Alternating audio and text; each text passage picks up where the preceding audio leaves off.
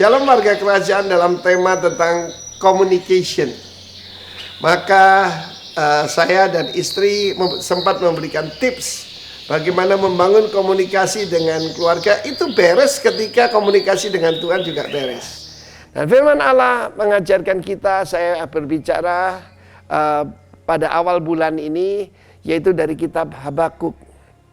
Kitab Habakuk ini menarik sekali. Pertama, arti nama dari Habakuk adalah embrace. You stay at home, embrace your wife often. Karena sudah terbukti, kalau kita sering berpelukan saja, maka hormon-hormon positif akan muncul, sukacita, serotonin, dan sebagainya. Maka yang itu menimbulkan imunisasi. The joy of the Lord is our strength. Nah, dalam kitab Habakuk ini ada 4 fatsal. Yang fatsal pertama isinya komplain. Dia komplain dengan keadaan. Waktu itu dia berada pada Raja Yehuda terakhir, Yoyakim. Bagaimana dia melihat violence, dia melihat ketidakadilan. Dia lihat bahwa hukum tidak ada kekuatannya. Dia melihat bagaimana orang itu merubah ketetapan Tuhan. LGBT malah dipuji-puji. Dan dia berkata, kenapa ini semua terjadi?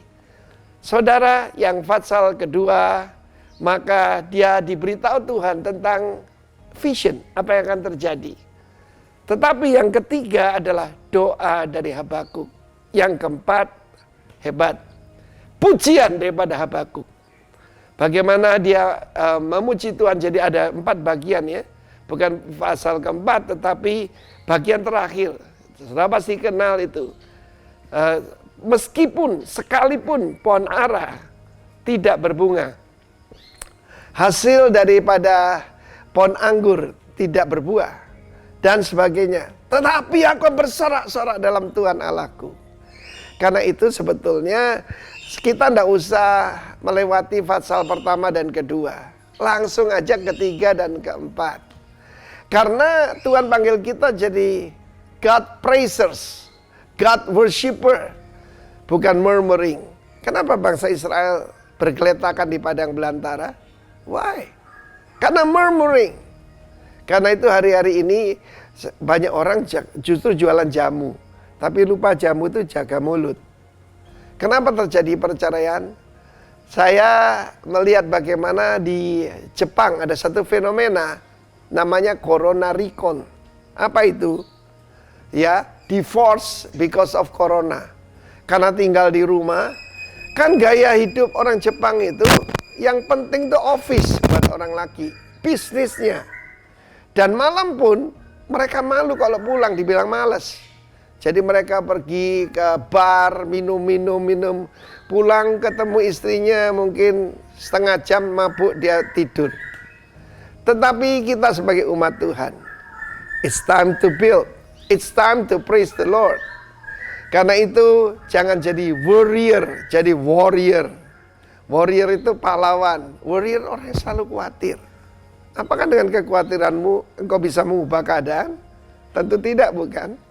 Karena itu skip yang fatsal pertama, langsung saja fatsal 3. Lewat doa Tuhan akan menerangkan kepada kita.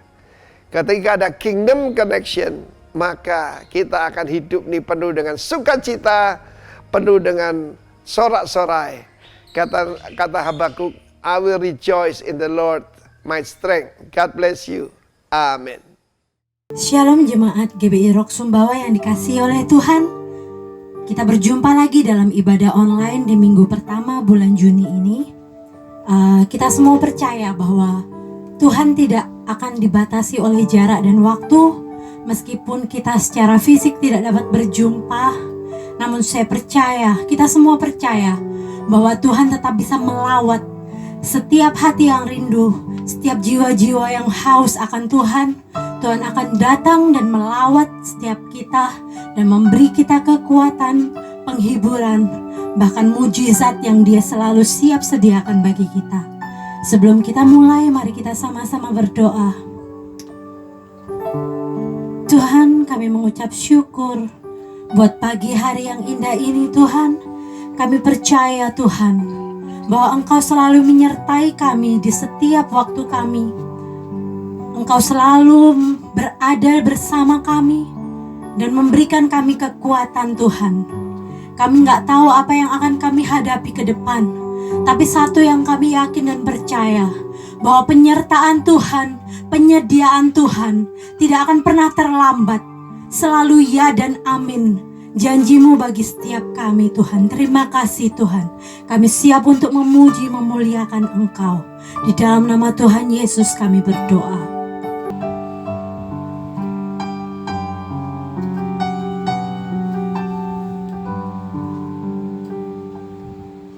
Bapa-Ku datang dan berserah, ku nyatakan Kau yang berkuasa dalam gelap.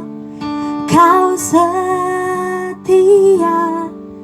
Kau cahaya hidupku.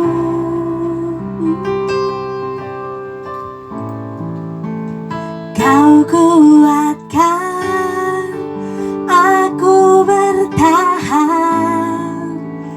Kau harapan dalam kesesakan. Kau buktikan kesetiaan-Mu Tuhan. Engkau Allah Immanuel.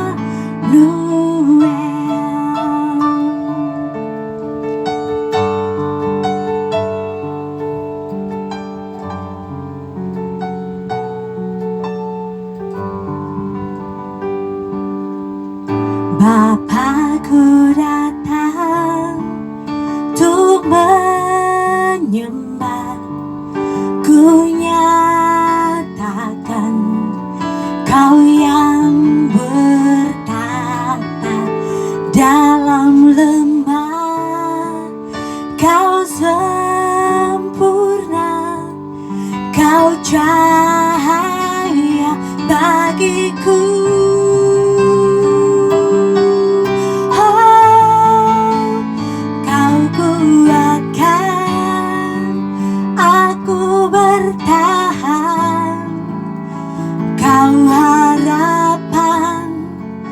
Dalam kesesakan, Kau buktikan kesetiaan-Mu Tuhan. Engkau Allah Immanuel.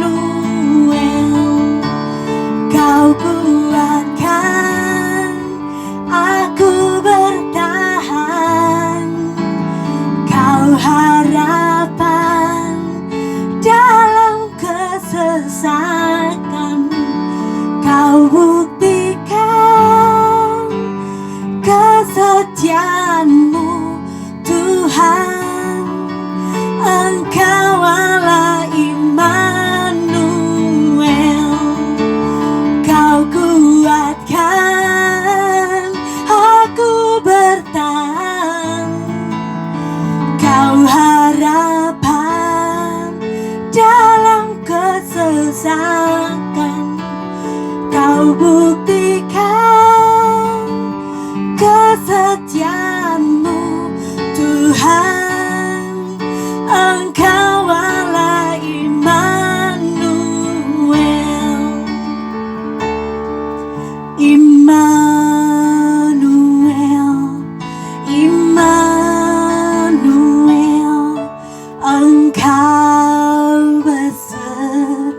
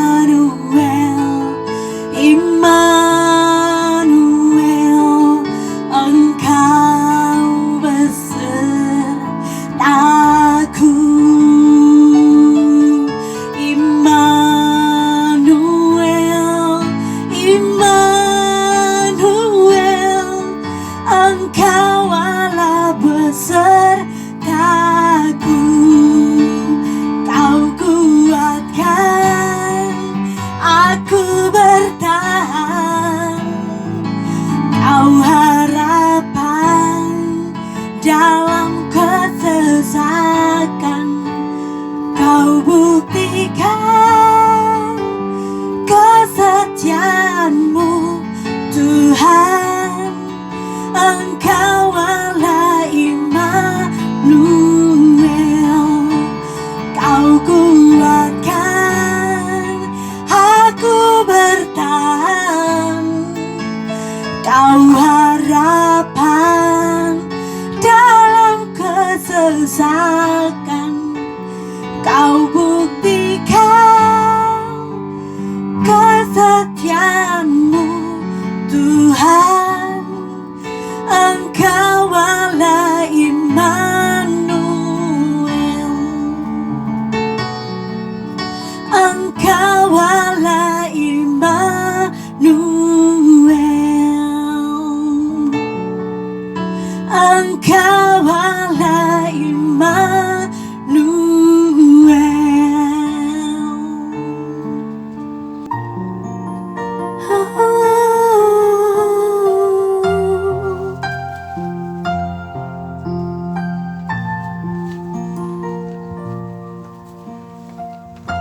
Kami percaya Tuhan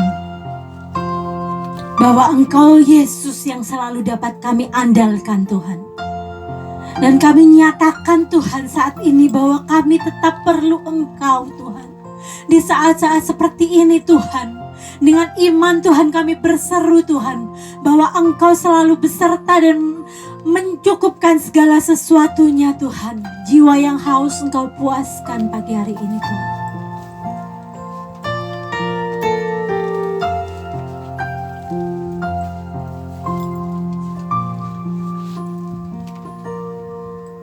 Ku perlu Engkau Yesus, haus jiwaku menantikan-Mu.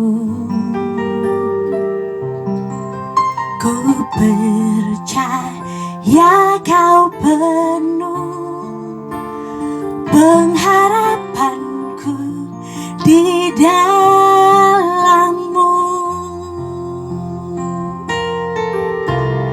Yesus, hanya Kau yang ku andalkan, melebihi siapapun juga. Yesus, hanya Kau yang ku percaya di setiap waktu. Jalan lain yang ku andalkan selain Kau, Yesus.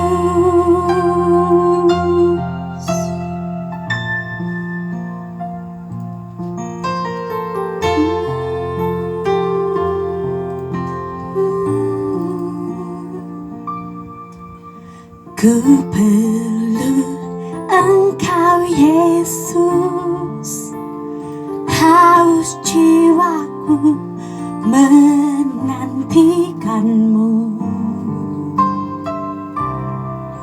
Ku percaya Kau penuh pengharapanku di dalam-Mu.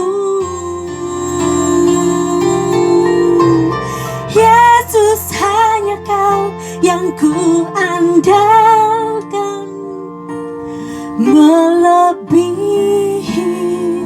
siapapun juga.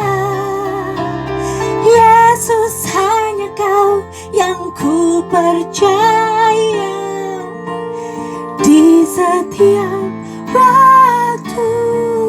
Jalan lain yang ku andalkan selain Kau, Yesus.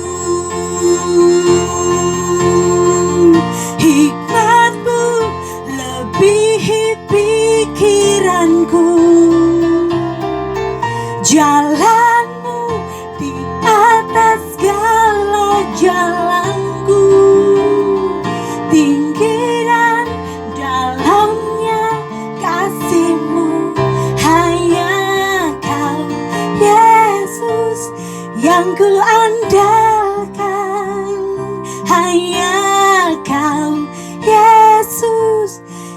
yang ku andalkan. Hikmat-Mu lebihi pikiranku, jalan-Mu di atas segala jalanku, tinggi dan dalamnya kasih-Mu, hanya Kau Yesus yang ku andalkan, hanya Kau Yesus yang ku andalkan. Yesus, hanya Kau yang ku andalkan, melebihi siapapun juga. Yesus, hanya Kau yang ku percaya, di setiap waktu tiada lain yang ku andalkan selain Kau, Yesus. Yesus, hanya Kau yang ku andalkan, melebihi siapapun juga. Yesus, hanya Kau yang ku percaya, di setiap waktu tiada lain yang ku andalkan selain Kau, Yesus. Tiada lain yang ku andalkan selain Kau, Yesus.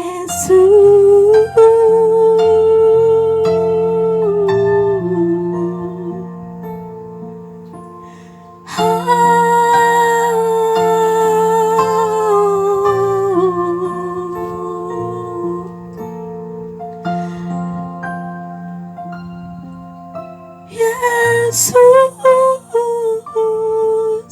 Kau yang kami perlu, Kau yang kami mau, Kau yang kami selalu andalkan.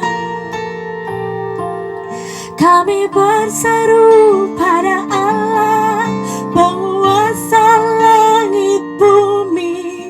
Kami berseru pada Allah kami yang dahsyat. Kuasa-Mu tidak pernah berubah,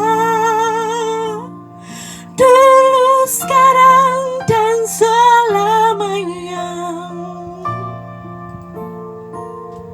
Kami mau melihat kemuliaan-Mu dinyatakan atas Indonesia. Biar Indonesia menyatakan kemurahan-Mu, biar Indonesia memberitakan kemasyhuran nama-Mu, Yesus, Yesus.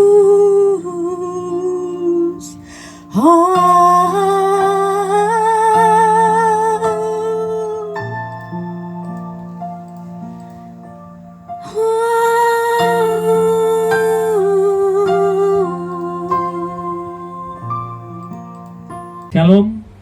Tanpa terasa kita sudah memasuki bulan Juni 2020, yang artinya kita sudah berada di pertengahan tahun 2020.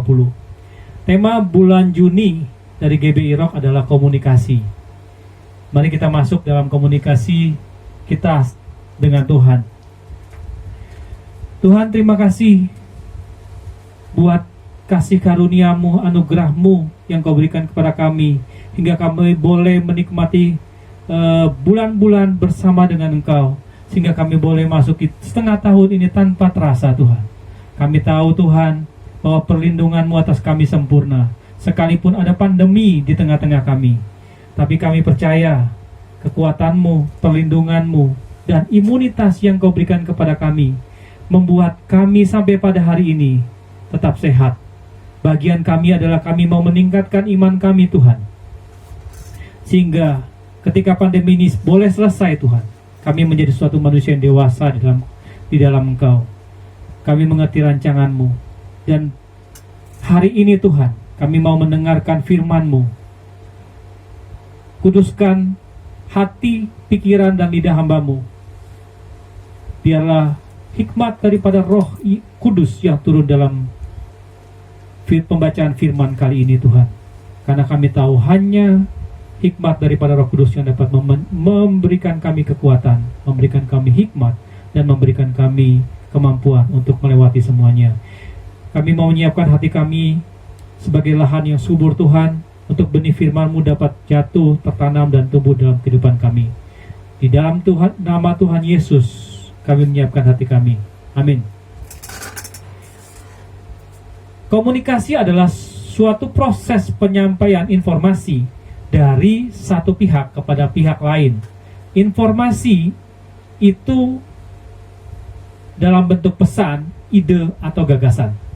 Komunikasi membutuhkan dua unsur penting, yaitu relasi, hubungan antara kedua belah pihak, dan koneksi, sarana yang menyampaikan pesan. Secara sederhana, komunikasi terjadi apabila ada kesamaan antara yang menyampaikan pesan dan yang menerima pesan. Artinya, komunikasi itu tergantung daripada kemampuan kita untuk menangkap informasi yang disampaikan. Jika kita dapat menangkap informasi yang disampaikan dan kita dapat mengerti dan melakukannya, maka komunikasi itu dikatakan sebagai komunikasi yang efektif. Sarana penyampaian pesan dalam komunikasi dibagi menjadi dua, yaitu secara verbal atau lisan, yaitu informasi disampaikan secara langsung dan dapat dimengerti oleh kedua belah pihak, dan secara nonverbal, yaitu melalui gerak-gerik tubuh, sikap tertentu, tulisan, atau tanda tertentu yang dapat dimengerti oleh kedua belah pihak. Sharing firman bulan ini, saya beri judul Tulalit Suka Berkelit, yang diambil dari Kisah 12 pengintai tanah Kanaan dalam bilangan 13 ayat 1 sampai 33. Komunikasi antara Tuhan dan bangsa Israel terjadi. Dituliskan dalam Keluaran 2 ayat 23. Lama sesudah itu matilah Raja Mesir, tetapi orang Israel masih mengeluh karena perbudakan. Dan mereka berseru-seru sehingga teriak mereka minta tolong karena perbudakan itu sampai kepada Allah. Ayat 24, Allah mendengar mereka mengerang, lalu ia mengingat kepada perjanjiannya dengan Abraham, Ishak, dan Yakub. Doa diteriakkan oleh umat Israel sebagai bentuk daripada komunikasi verbal umat kepada Allah, dan Allah mendengar mereka mengerang. Berarti bahwa komunikasi ini tercapai, yaitu apa yang didoakan sampai kepada telinga Allah. Dalam Keluaran 3 ayat 7, di mana Musa diutus oleh Tuhan untuk membebaskan bangsa Israel. Dan Tuhan berfirman, Aku telah memperhatikan dengan sungguh kesengsaraan umatku di tanah Mesir, dan aku telah mendengar seruan mereka yang disebabkan oleh pengerah-pengerah mereka. Ya, aku mengetahui penderitaan mereka. Ayat 8, sebab itu aku telah turun untuk melepaskan mereka dari tangan orang Mesir dan menuntun mereka keluar dari negeri itu ke suatu negeri yang baik dan luas, suatu negeri yang berlimpah-limpah susu dan madunya, ke tempat orang Kanaan, orang Het, orang Amori, orang Feris, orang Hewi, dan orang Yebus. Ayat 9, sekarang seruan orang Israel telah sampai kepadaku, juga telah kulihat betapa kerasnya orang Mesir menindas mereka. Keluaran 3 ayat 7 sampai 9 menyatakan bahwa Tuhan mendengar dan menjawab kebutuhan daripada bangsa Israel. Ini sebagai suatu komunikasi verbal Tuhan dengan umat Israel. Pertama, melalui jawaban doa. Yang kedua, Tuhan secara pribadi, secara langsung berkomunikasi dengan Musa. Komunikasi nonverbal yang Tuhan lakukan dengan umat Israel berikutnya adalah ketika di Mesir 10 tulah Tuhan berikan kepada Firaun. Di sini kalau kita baca bagaimana Tuhan memberikan tulah pertama ketika Firaun menyerah, Tuhan dikatakan mengeraskan hati Firaun kembali sampai tulah yang ke-10. Apa arti daripada itu semua? Tuhan ingin menunjukkan kepada bangsa Israel yang telah diperbudak oleh bangsa Mesir selama 400 tahun, yang berarti bahwa budaya, kebiasaan, cara menyembah dari bangsa Mesir pasti juga menjadi suatu kebiasaan daripada bangsa Israel di masa perbudakan ini. 10 tulah membuka mata daripada bangsa Israel bahwa Tuhan yang mereka sembah, Tuhan yang ingin membawa mereka keluar adalah Tuhan yang hebat, yang tidak dapat dibandingkan kekuatannya dengan 10 dewa Mesir. Komunikasi nonverbal Tuhan dengan umat Israel yang kedua yaitu ketika Tuhan membelah Laut Teberau untuk melepaskan umat Israel dari kejaran bangsa Mesir dan untuk menghapus ingatan perbudakan Mesir. Kemudian komunikasi nonverbal lainnya adalah di padang gurun. Adanya tiang awan dan tiang api. Tiang awan untuk menahan panas terik daripada padang gurun, dan tiang api untuk menghangatkan tubuh umat Israel dari dinginnya padang gurun.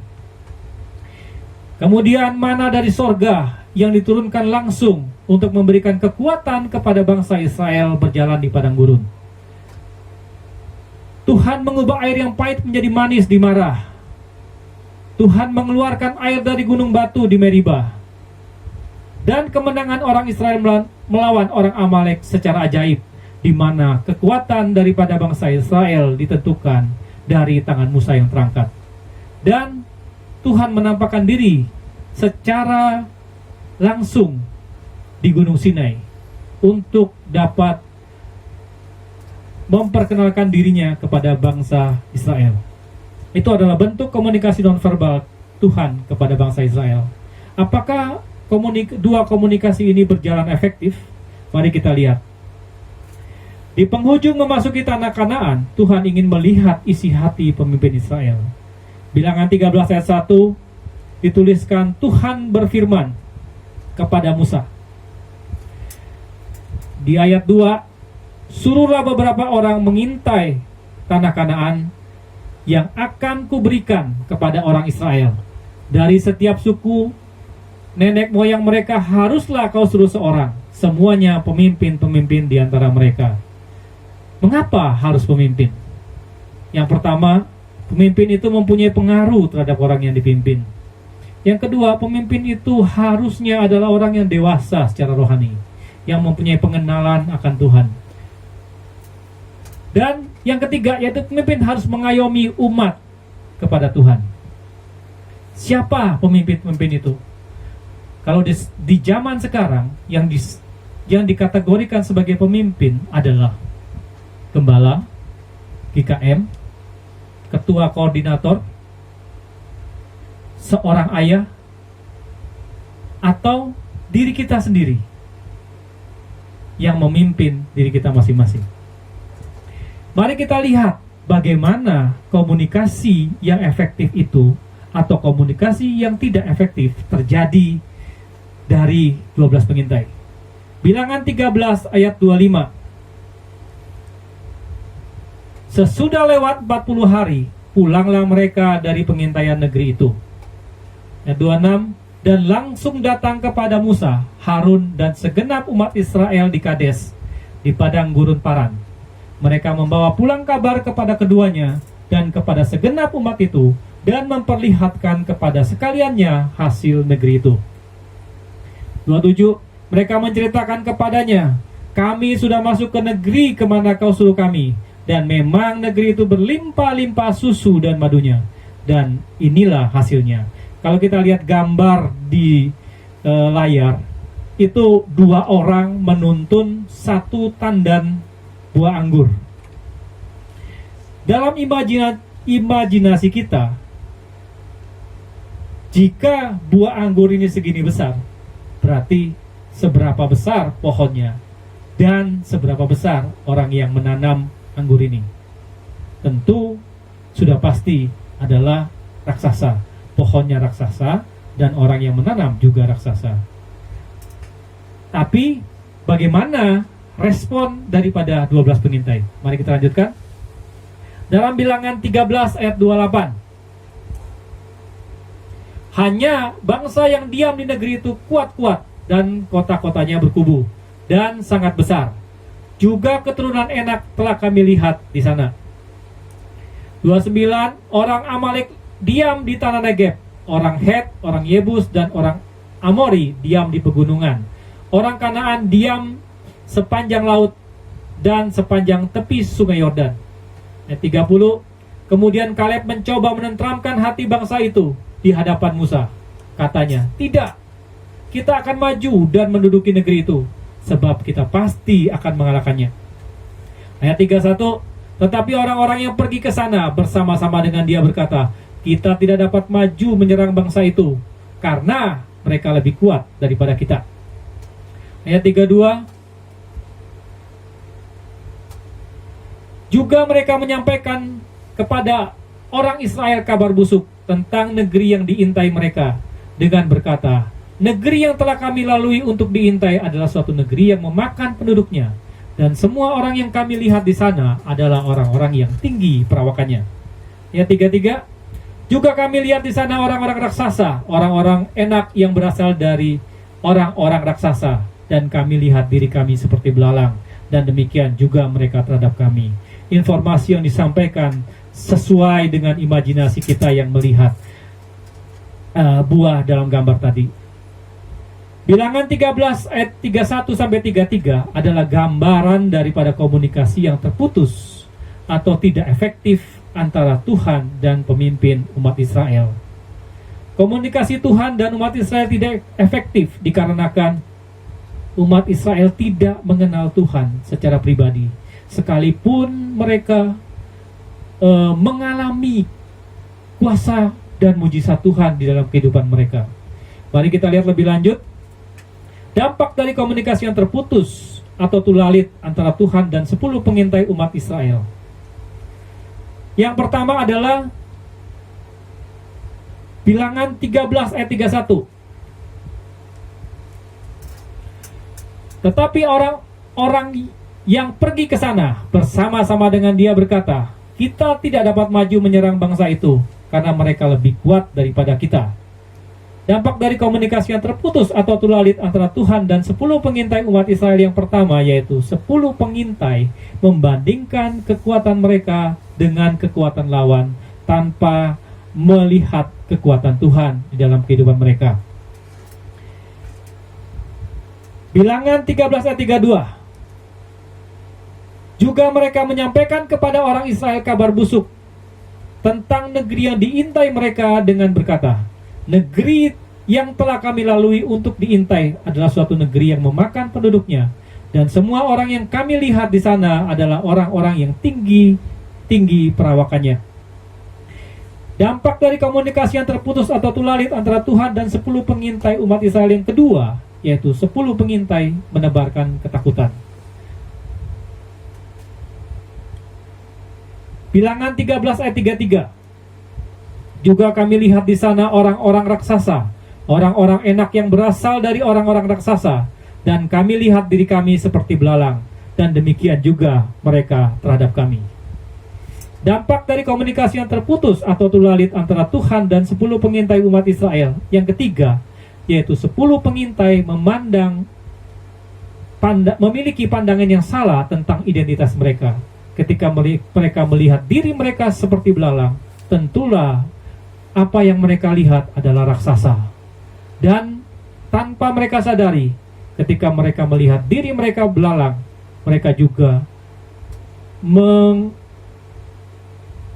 mengatakan bahwa Tuhan mereka juga adalah belalang. Sebab kekuatan daripada bangsa Israel adalah berada di tangan Tuhan.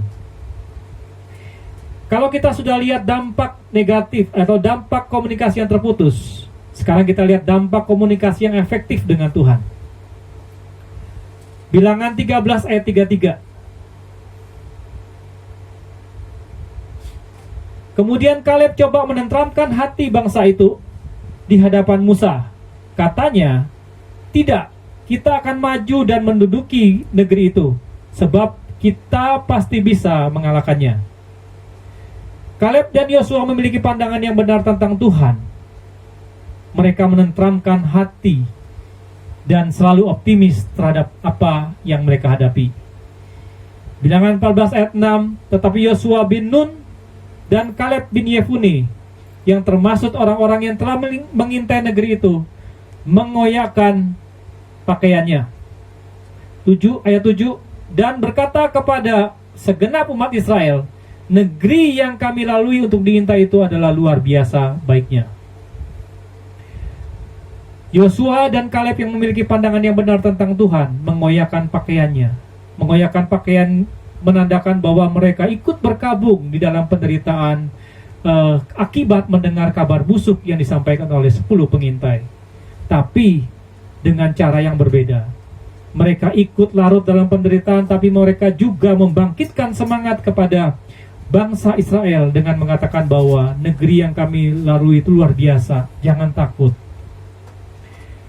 Bilangan 14 ayat 8, jika Tuhan berkenan kepada kita, maka Ia akan membawa kita masuk ke negeri itu dan akan memberikannya kepada kita, suatu negeri yang berlimpah susu dan madunya.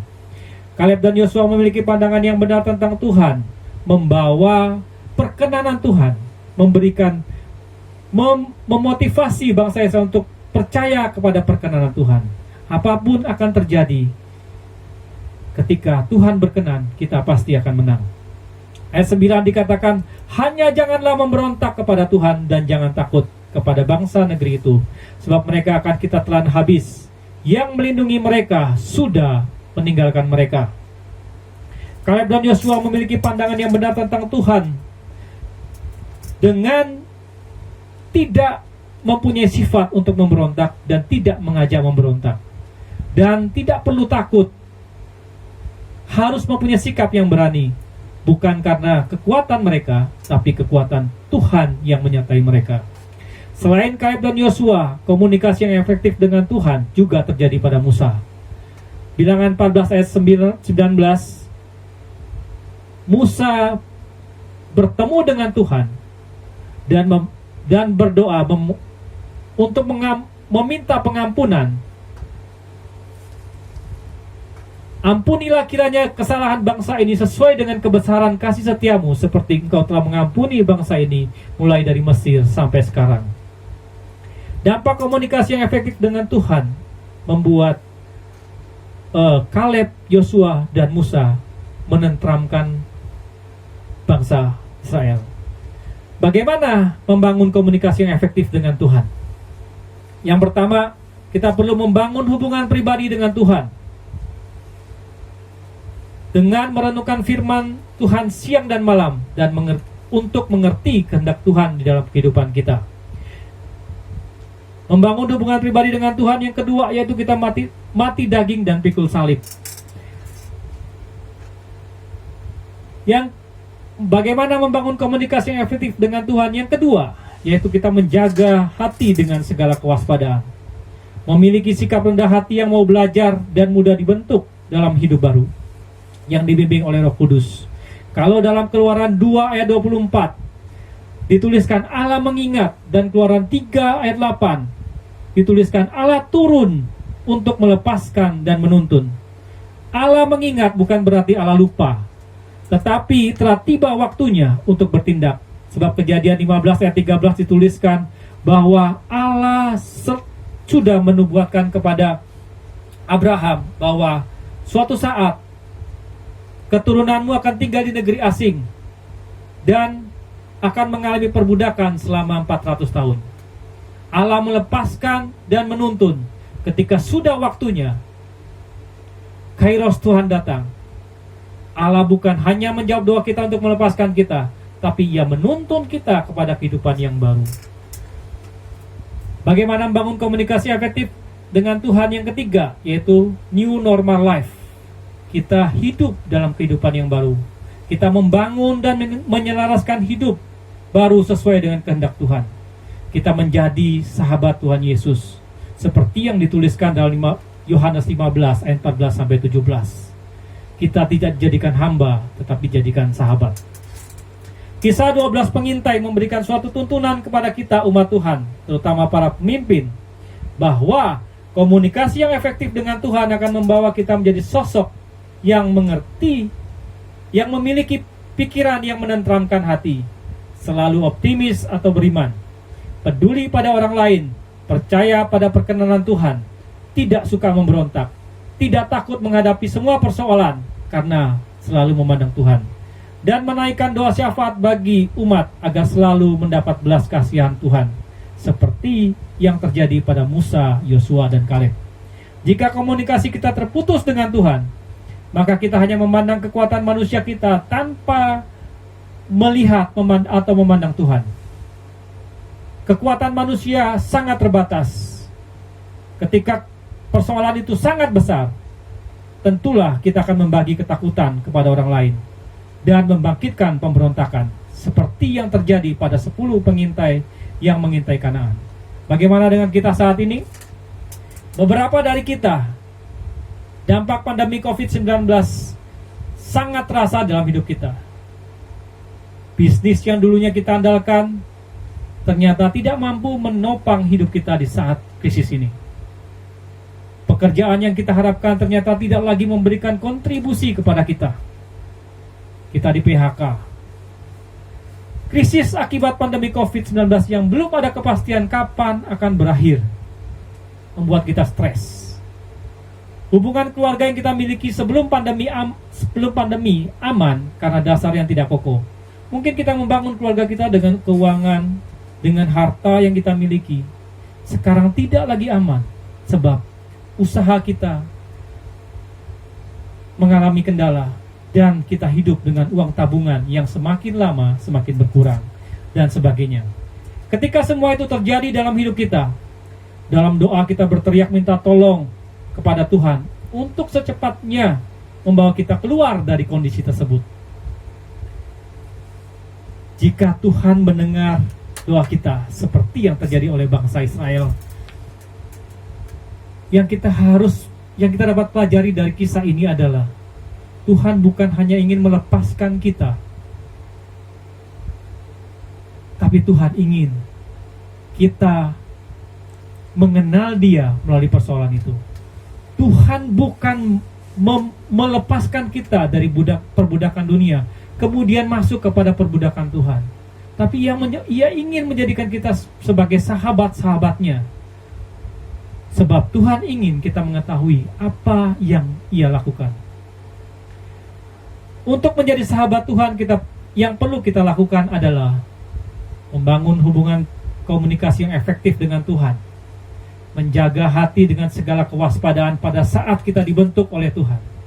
Dan setelah kita dewasa, kita menghidupi hidup baru yang penuh kasih karunia bersama dengan Tuhan.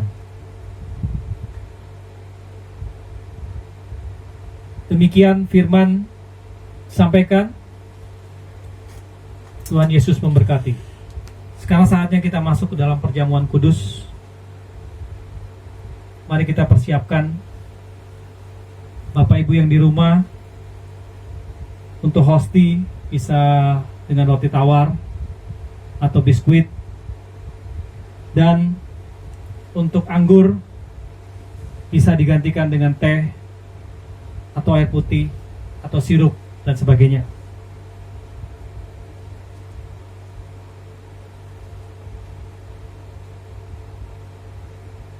Percayalah bahwa apapun yang ada di tangan kita ini adalah tubuh Kristus yang dipecah-pecahkan buat kita sehingga persekutuan dengan Tuhan nyata di dalam hidup kita. Segala kutuk, sakit, penyakit, dan apapun yang kita alami secara kedagingan telah digantikan oleh tubuh Kristus di kayu salib.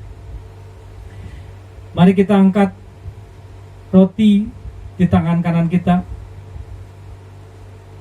Percayakah Bapak Ibu Saudara bahwa roti yang dipecah-pecahkan ini adalah tubuh Kristus?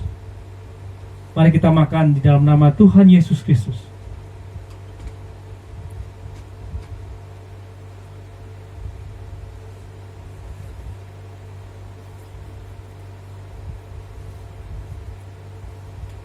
Darah adalah nyawa, darah adalah kehidupan. Darah yang dikeluarkan oleh Tuhan Yesus di atas kayu salib diberikannya kepada kita, sehingga kehidupan kita bukanlah kehidupan kita lagi, tapi kehidupan Tuhan dalam kehidupan kita. Mari kita angkat tinggi-tinggi anggur di atas tangan kanan kita.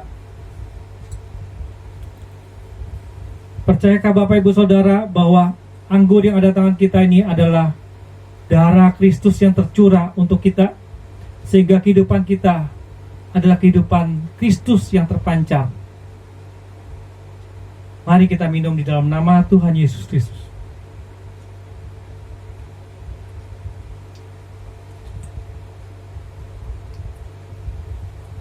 Tuhan, terima kasih buat pengorbananmu. Terima kasih buat persekutuan yang indah di dalam Engkau, Tuhan. Kami percaya bahwa ini adalah sarana atau media untuk kami dapat melakukan komunikasi yang efektif dengan Tuhan. Kami dapat mengerti apa yang menjadi rancangan Tuhan dalam kehidupan kami. Semuanya itu karena persekutuan yang indah bersama dengan Engkau, Tuhan. Kalau pada saat ini, Tuhan, di awal bulan Juni ini, kami mau mendoakan teman-teman kami, jemaat kami, yang berulang tahun dan berulang tahun pernikahan. Diberkatilah pertambahan umur mereka, pertambahan tahun yang Tuhan berikan kepada mereka, sehingga apapun yang terjadi dalam kehidupan mereka, semuanya berada di dalam perlindungan Tuhan. Tuhan memberikan 1 tahun penambahan umur kepada mereka, berarti ada suatu peningkatan di dalam kehidupan mereka. Tuhan memberkati usaha mereka, Tuhan memberkati kesehatan mereka, dan Tuhan memberkati pernikahan mereka. Di dalam nama Tuhan Yesus, kasih Kristus turun atas mereka. Kami juga berdoa buat jemaat. Terimalah berkat daripada Bapa, Putra, dan Roh Kudus yang memberikan kekuatan, kemampuan kepada kita untuk dapat menjalin komunikasi yang efektif dengan Tuhan, sehingga hidup kita bukannya lagi kita, tapi Yesus yang hidup di dalam kita, sehingga hidup kita dapat menjadi berkat dimanapun kita berada. Di dalam nama Tuhan Yesus, amin.